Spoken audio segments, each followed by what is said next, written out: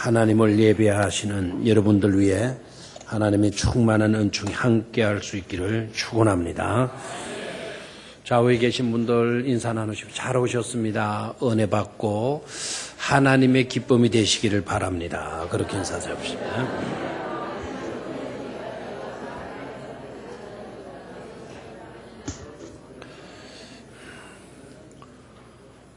여러분 호주머니 손 넣거나 핸드백, 지갑, 핸드백, 가방 들고 계신 분들 주민등록 하시고 오셨는지 아니면 면허증을 가지고 오시는지 다 확인들 해보시기를 바라요. 웬일인가 싶어가지고 지금 저를 뚫어지게 보시는데 2부 예배 오신 분은 그렇게 하라니까 막 가방 넣더니 그렇게 하더라고요. 이거 가지고 왔다고. 여러분들의 주소지가 어디인지, 바르게 주소지가 기재되어져 있는지를 한번 확인해 보시기를 바라요. 왜 그런가 하니까 하나님을 믿고 사는 신앙인들의 삶의 주소지, 그리고 하나님을 믿지 않고 살아가고 있는 불신자들의 삶의 주소지, 이 주소지가 다 땅 위에 있다라는 것은 동일해요. 믿는 사람들도 땅 위에서 주소지를 두고 살고, 안 믿는 사람들도 땅 위에 주소지를 두고 살고 있지 않습니까? 그러나 정신적 주소, 영적인 주소지는 그렇지를 않습니다. 같을 수가 없어요. 절대로 같을 수가 없어요. 어떻게 다른 것인가? 어떤 분이 잘 설명을 했더라고요. 믿음의 사람들의 주소지와 불신자들의 주소지를 분명하게 그리고 정확하게 딱 밝혀 놓았더라고요. 하나님을 믿고 사는 신앙인의 주소, 믿음의 사람들의 주소는 어디인가 하니까 은혜도 신앙군 안식면 행복리 7번지 번주소까지 정확하게. 그러나 하나님을 모르고 사는 사람의 주소, 불신자들의 삶의 주소는 살기도 괴롭군 죽으면 편하리 44번지. 아주 참 정확하게 이렇게 주소지를 잘 밝혀 놓을 수가 있나 감탄했습니다. 충분히 웃음을 자아낼 만한 그와 같은 발상입니다. 그렇다면 지금 여러분이 살고 있는 삶의 주소지는 어디입니까? 여러분들이 속하고 있는 삶의 공간, 그 상황은 어떠합니까? 그리고 어떤 주소지, 어떤 공간이기를 기대하고 있습니까? 중대한 질문이고 중대한 과제가 아닐 수가 없습니다. 내가 머물고 있는 지금 바로 이 공간이 어떠하냐라는 겁니다. 에덴인가? 스올인가? 라는 거죠. 여러분 잘 아시죠? 에덴의 의미, 에덴은 어떤 동산인가? 낙원이죠. 기쁨의 동산, 평화의 동산 아닙니까? 살만한 곳이에요. 그런데 스올은 어떤 곳입니까? 이 스올의 발음이 좀 어려워요. 히브리어인데 히브리어의 정확한 발음 두 가지로 발음이 돼요. 셰올, 스올 이렇게 발음이 되는데 스올이 발음이 좀 안 되거든요. 88년도 우리나라 올림픽이 개최가 됐잖아요. 그 올림픽 개최지를 확정 짓는 날, 그때 IOC 위원장이 사마란친가 그분이었는데, 요런 무슨 조그만한 그 카드 하나를 쫙 뽑아들더니 셰올 이렇게 해서 셰올, 그 셰올, 그 발음과 비슷한 게 셰올, 스올입니다. 지옥을 말하게 되죠. 그렇다고 우리나라 서울이 지옥이라는 말은 아닙니다. 발음이 비슷해요. 단순히 우리는 스올을 지옥 정도로만 알아서는 안 되는 겁니다. 아무런 깨달음이 없는 곳, 깨달음이 없어. 그리고 분별할 수 없는 상태, 어떤 것도 분별할 수 없는 상태의 장소, 그것이 스올이라는 거예요. 뭐가 뭔지를 모르는 겁니다. 어둠과 고통과 슬픔만 있는 지하 세계를 뜻하게 되는 거죠. 그러니까 지옥입니다. 나의 삶의 지금 주소지가 에덴이고 있는가 아니면 스올인가? 이 질문에 답하기 전에 먼저 우리가 기본적으로 알아야 될 사실이 있습니다. 그게 바로 뭔가 하니까 믿음의 사람들, 크리스찬들의 삶의 공간은 시작도 에덴이고 나중도 에덴이라는 사실이에요. 처음도 에덴이고 마지막도 에덴이다. 출발점도 에덴이고 종착점도 에덴이다 라는 사실이에요. 결코 스올이 아닙니다. 성경을 보면 하나님께서는 사람을 지으시던 때부터 에덴의 복을 주셨어요. 에덴의 복을. 그리고 지속적으로 에덴에서 그 복을 누리면서 살도록 해 주셨어요. 오늘 읽었던 본문의 내용도 에덴의 상황을 말해주고 있어요. 에덴의 상황. 그런데 안타깝게도 우리가 에덴에서 추방당하고 말았죠. 잘 살고 있는 우리를 추방시킨 게 아니에요. 에덴의 삶에 합당하지 않게 살고 있기 때문에 하나님은 우리들을 몰아내신 것입니다. 그러나 그럼에도 불구하고 하나님의 진정한 뜻은 에덴을 회복시켜 주는 것이었어요. 모든 인생이 죄악으로 인하여서 스올에 처했을 때에도 하나님은 그냥 가만히 계시지 않고 예수 그리스도 하나밖에 없는 독생자 예수님을 이 땅에 보내셔서 십자가에 죽게 하셨어요. 그리고 죄악에 빠졌던 우리들을 건져 주신 것이죠. 추방당했던 에덴을 상실했던 우리들을 에덴을 회복할 수 있도록 만들어 주셨어요. 여기에서 우리가 무엇을 알 수 있나, 무엇을 알아야만 하나, 그만큼 에덴의 삶이 중요했다라고 하는 사실입니다. 신앙인의 삶이란 뭘까요? 해답이 이제 나와요. 신앙인의 삶이란 어떤 것인가?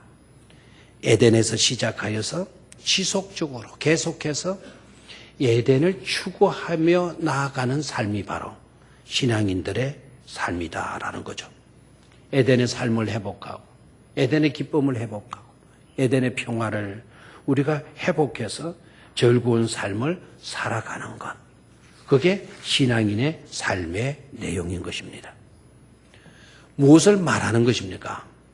그것은 우리가 0.001%도 스올의 삶을 살아야 할 이유가 없다라는 것을 분명히 말씀해 주고 있는 것이죠.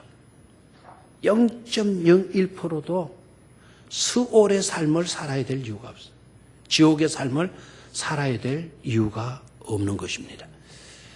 에덴을 추구하며 나아가는 삶에서 여러분 1인치도 1cm도 우리가 이탈해야 될 필요성도 없는 겁니다.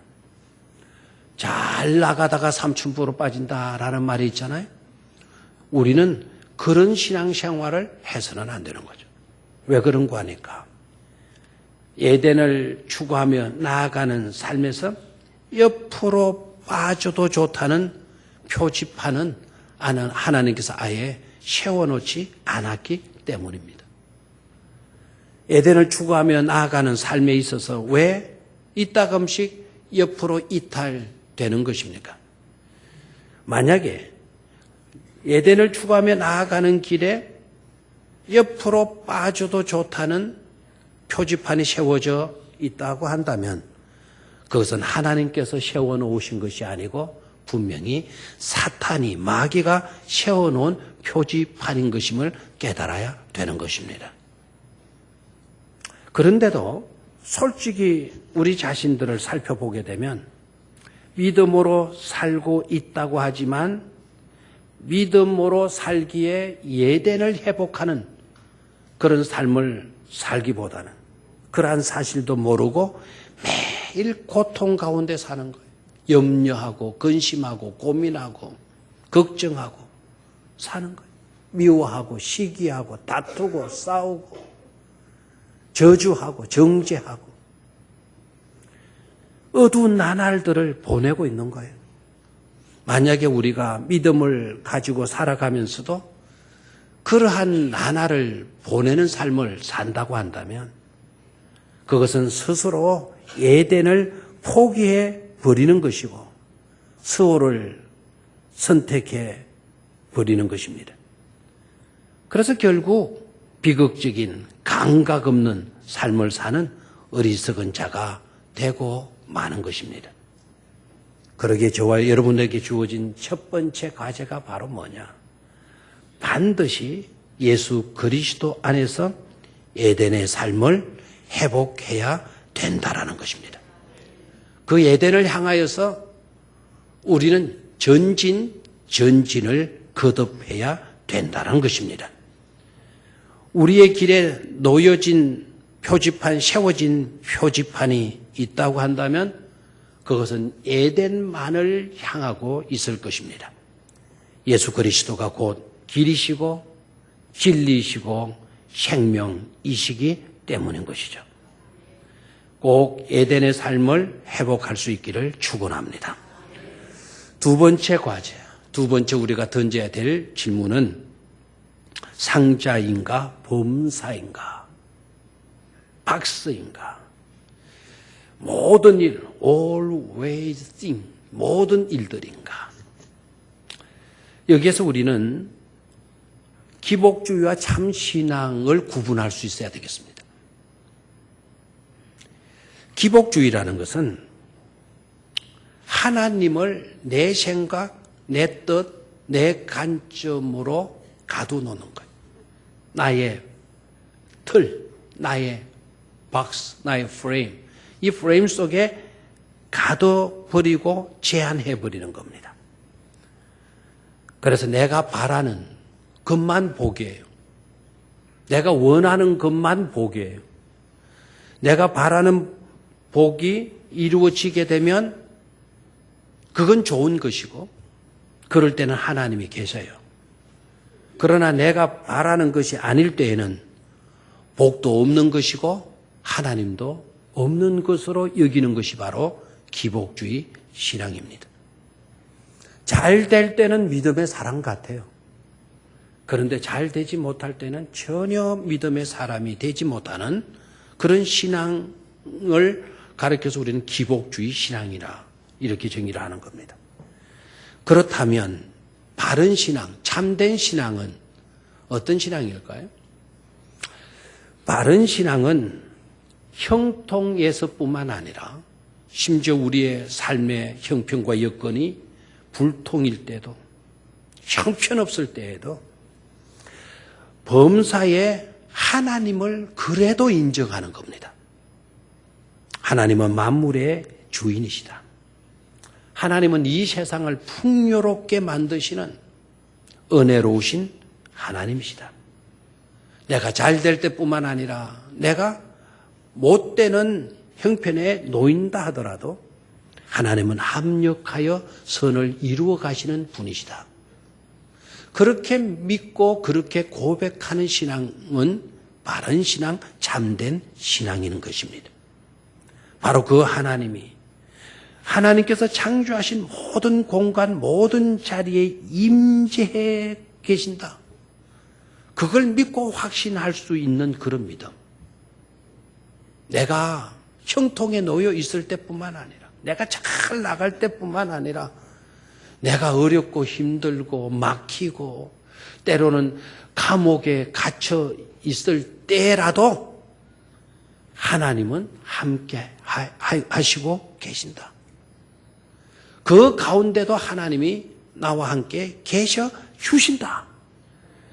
믿음을 그렇다고 해서 잃어버리고 팽개치는 것이 아니라 그럼에도 불구하고 하나님의 임재를 믿고 확신할 수 있는 신앙, 그 신앙이 바로 참된 바른 신앙이 되는 것이죠.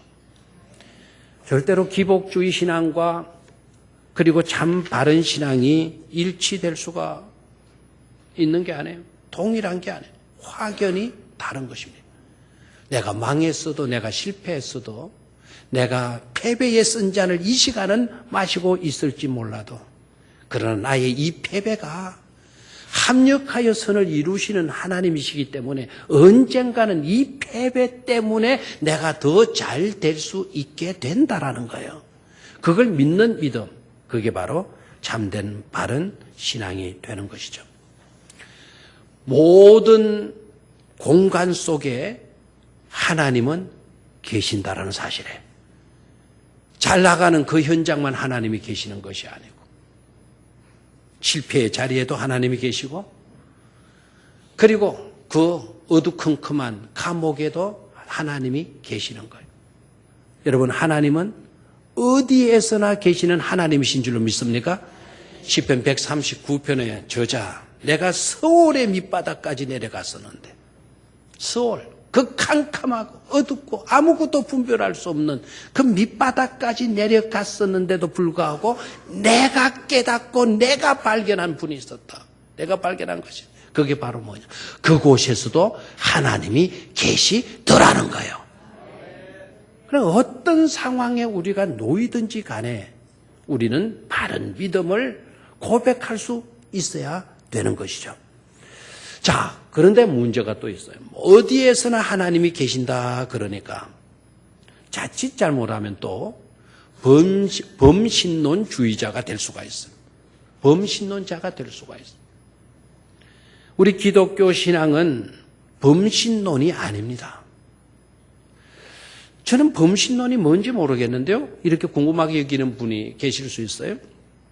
범신론은 어떤 것인가 하니까 모든 사물에는 신성이 들어있고 그리고 그 자체를 신격화해서 신으로 삼는 게 바로 그게 범신론이에요.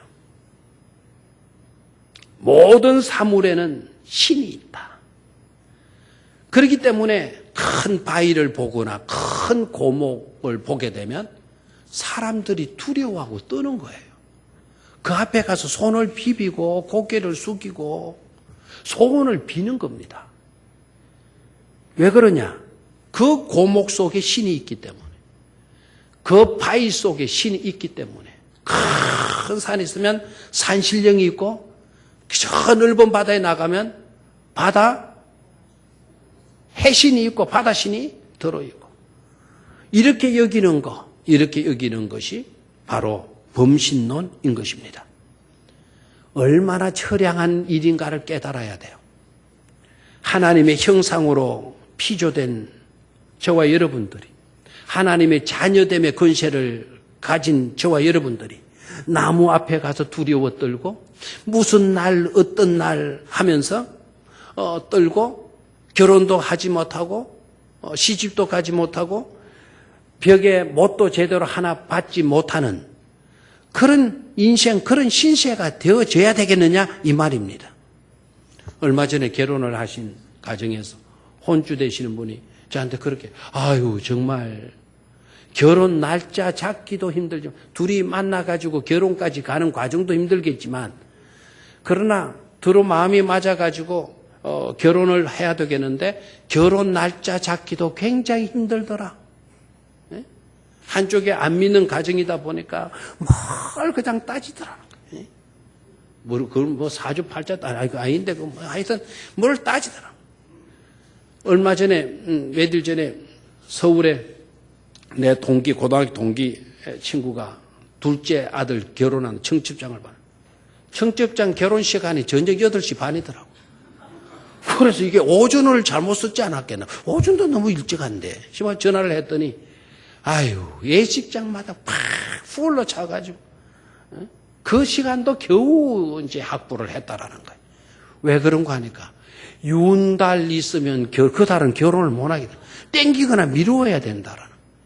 이삿짐 센터 윤달 끼게 되면 그 달은 뻥치는 날이래.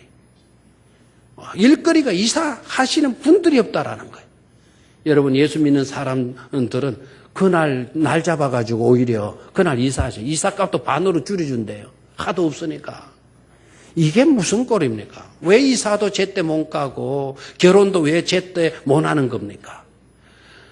모든 것들 속에는 신이 들어있다. 그 신격화해버리는 것이 바로 범신론주의자예요. 우리에게 권사님까지 되셨는데도, 벽에 액자가 떨어졌는데도 땅바닥에 그냥 쳐박아는 이거 왜 한답니까? 신방 가서 그러니까. 지금 이 액자를 붙여야 될 이곳에 대장군이 있어가지고 못을 못 박는 거예요.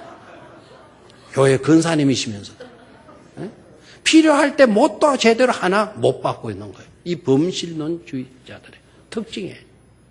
얼마나 처량해요. 하나님의 자녀됨의 권세를 가진 우리가 그런 건 무서워서 못도 하나 못 박아야 되는 것입니까? 그렇다면 참믿음은 어떤 것일까요? 참믿음은 범사가 하나님의 작품임을 인정을 해요. 그리고 모든 하나님이 안 계시는 장소는 없다. 모든 장소 어디에서나 누가 계신다? 하나님이 계신다. 라는 것을 믿는 사람들의 범신론주의와 그리고 참 신앙의 차이점이 어디에 있는 것인가? 자, 모든 것은 하나님의 작품이라고 인정을 했을 때 작품은 그냥 작품이 되는 것 아니지 않습니까? 조각을 하나 하거나 그림을 하나 그리게 되면 그 속에 작가가 자기의 혼을 불어넣지 않아요? 자기의 정성을 다해서 작품을 만드는 것 아닙니까? 자기의 사상을 집어넣고 자기의 생각을 집어넣고 자기의 철학을 집어넣는 거예요. 자신의 꿈을 집어넣는 거예요. 그 작품 속에. 모든 만물은 누가 만드셨다? 하나님이. 그러면 누구의 작품이다? 하나님의 작품이다. 모든 것 속에는 하나님의 생각, 하나님의 뜻, 하나님의 정신, 하나님의 비전이 그 속에 다 들어가 있는 거예요. 그런데 하나님 우주 만물을 왜, 무엇을 위해서 만드셨나? 그 목적이 어디에 있었나? 바로 저와 여러분들을 위해서 만들어 주신 작품이라는 거예요. 우리를 위해서 있는 것들입니다. 그러니까 우리가 대하는 모든 것 속에서 이것을 우리를 위해서 하나님께서 선물로 만들어주신 작품이다 라는 것을 깨닫고 그 물건을 숭배할 것이 아니라 그 물건 앞에 뜰 것이 아니라 그 물건을 만들어주신 하나님을 찬양하고 그분께 존귀와 영광을 올려드리는 것이죠. 하나님의 정신이 이 속에 들어있다. 하나님의 작품이다. 하나님의 정성이 이 속에 들어있는 것이다. 우리가 그것을 발견을 하고 그리고 우리를 위해서 이 좋은 것을 주신 그 하나님, 그 정신, 그 뜻을 높이면서 우리도 그 뜻을 추구하며 살아야 되겠구나. 결단하는 것이 바로 진정한 참된 믿음의 내용인 줄로 믿습니다. 하나님을 믿되 하나님을 여러분의 박스 속에, 프레임 속에, 틀 속에 가두고 살 것입니까? 아니면 범사에 하나님을 발견하고 하나님을 인정하고 하나님을 높이며 하나님을 찬양하며 하나님께 존귀와 영광을 올려드리는 삶을 살 것입니까? 범사에 하나님을 인정하실 수 있기를 주의 이름으로 축원합니다. 마지막 세 번째 과제, 우리에게 주어진 세 번째 중요한 과제는 감탄에서 사명으로입니다. 내가 처한 모든 삶의 공간 속에 우리가 들어가서 보면 하나님께서 그 가운데 임재해 계심을 깨닫고 체험할 수 있습니다. 왜냐하면 이 우주 만물 모든 것은 누가 만드신 것이다? 하나님께서 만든. 정성을 심어두시, 뜻을 심어두, 자신의 생각과 자신의 철학을 그 속에 심어. 그래서 어디로 가나 우리는 하나님의 임재를 체험할 수 있는 줄로 믿습니다. 산속에 가도 하나님, 저 바다에 가도 하나님, 이 공간 속에도 누가 임재하신다? 하나님이 임재하시고 계신다. 그 하나님을 만나는 거예요. 그 하나님을 만나게 될 때 우리는 감탄할 수밖에 없는 것 아니겠어요? 사랑하는 연인끼리 만나도 막 감격해서 어쩔 줄 모르는데, 훌륭한 위대한 성공한 사람들 만나도 영광스럽다고, 오늘 당신을 만나게 된 게 영광이라고 이런 말들을 하는데, 우주 만물을 창조하시고 우리에게 에덴을 회복시키기 위해서 독생자까지 내어놓으신 그 하나님의 임재를 우리가 경험한다고 했을 때 어떻게 감탄이 나오지 않을 수가 있느냐 이 말입니다. 그리고 내가 맞이하는, 내게 다가오는 이 시간도 그냥 흘러가는 시간이 아니지 않습니까? 시간 속에, 시간은 역사예요. 역사 가운데 하나님은 일하시고 계셔요. 역사 가운데 하나님이 일하신다라는 것은 지금 내게 다가오는 이 시간 속에서도 하나님은 일하시고 계신다라는 것 아닙니까?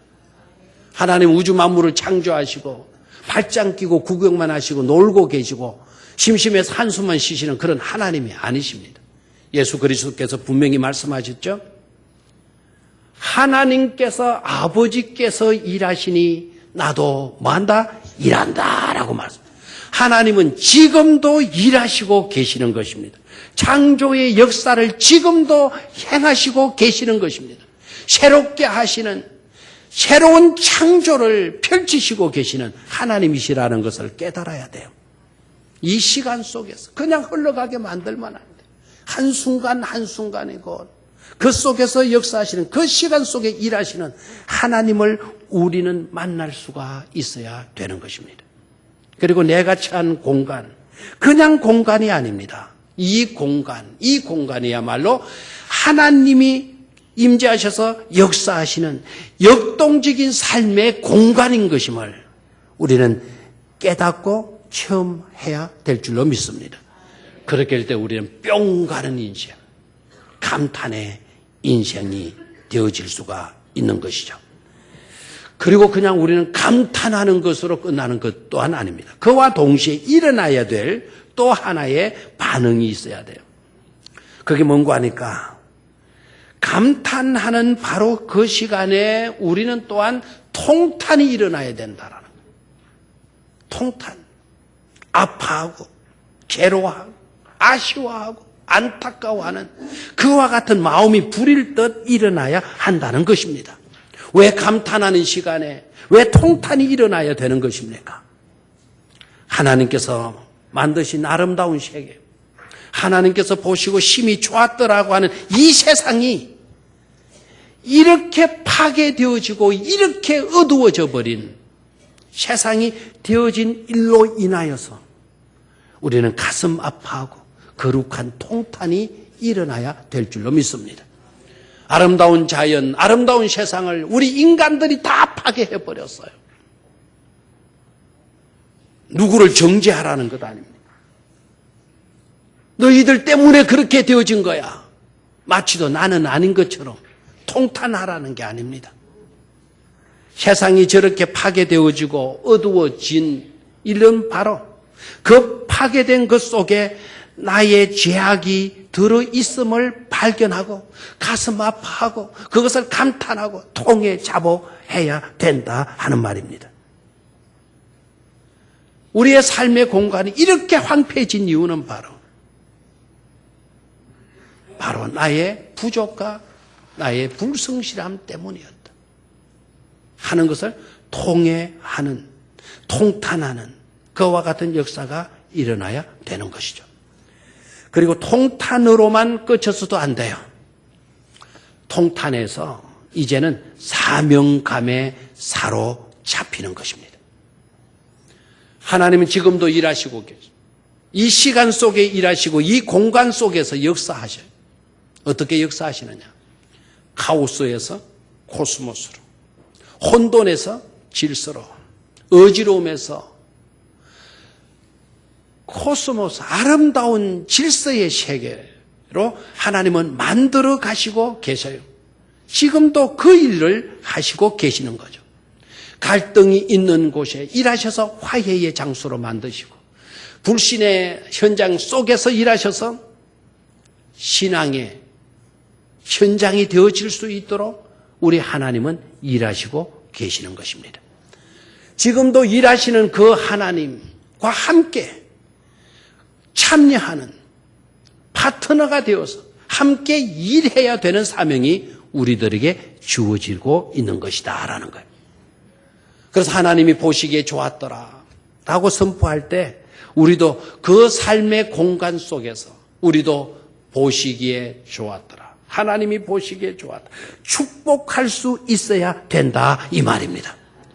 내가 살고 있는 삶의 현장 속에 여러분 그 공간 속에 축복을 빌어주는 여러분 될 수 있기를 축원합니다. 이웃에게 나를 향하여서 내가 어디에 속하여 있든지 간에 그 공간 속에서 축복하라. 우리 주님께서 말씀하셨죠. 제자들을 내보내시면서 너희는 이런 집으로 두루 다녀라.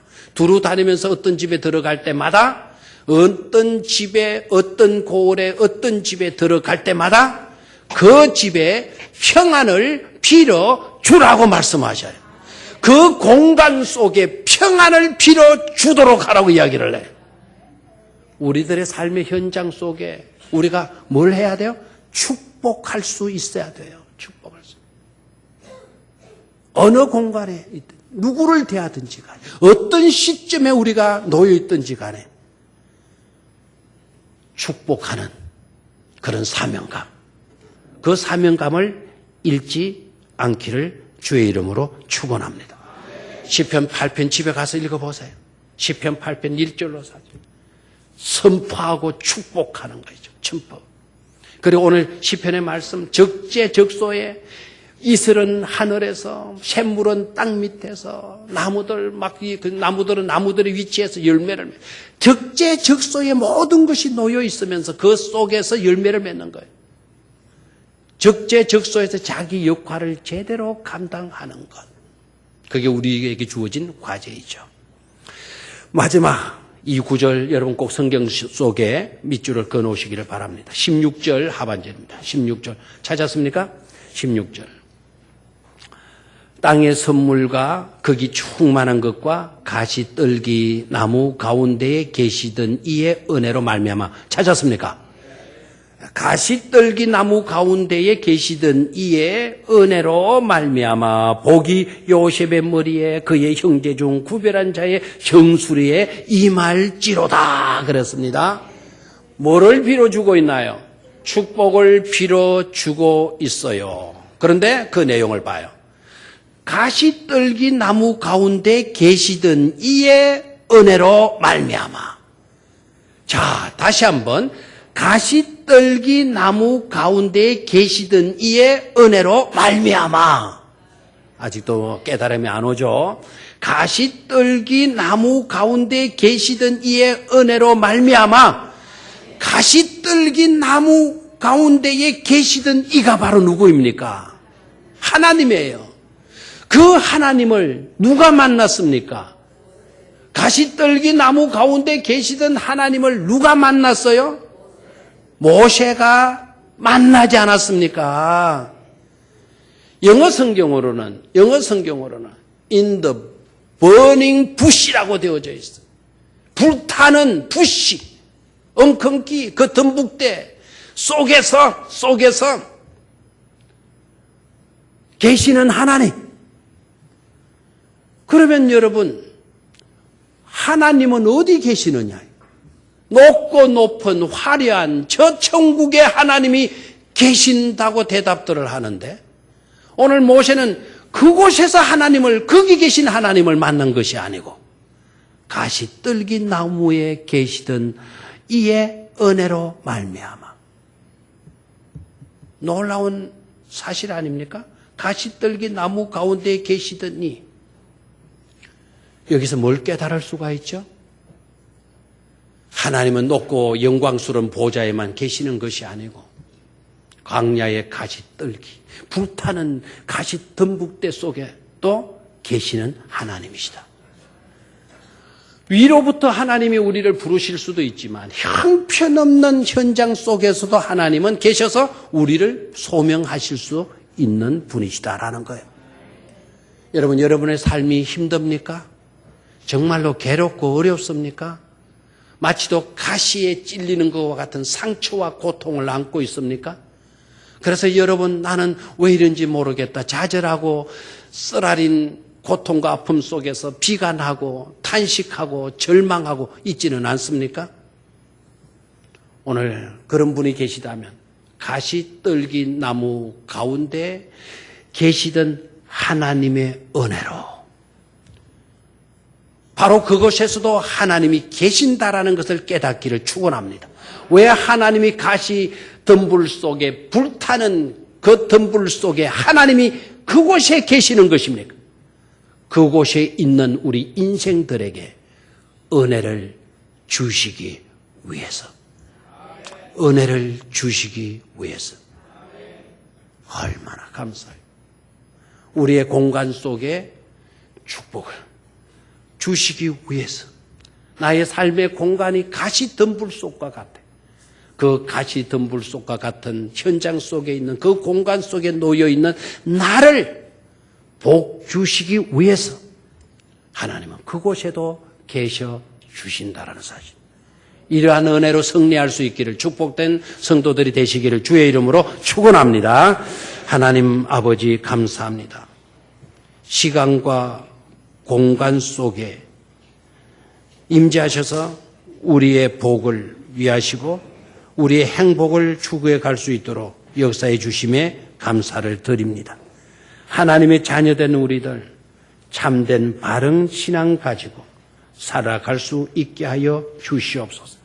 어떤 현장 삶의 정황 속에 우리가 놓였다 하더라도 하나님의 임재를 체험하고 감탄하게 하시고 통탄하게 하시고 거룩한 사명감으로 나아갈 수 있는 축복된 은혜로운 하나님의 백성들 다 되게 하여 주시옵소서. 주 예수 그리스도의 이름으로 기도드리옵나이다.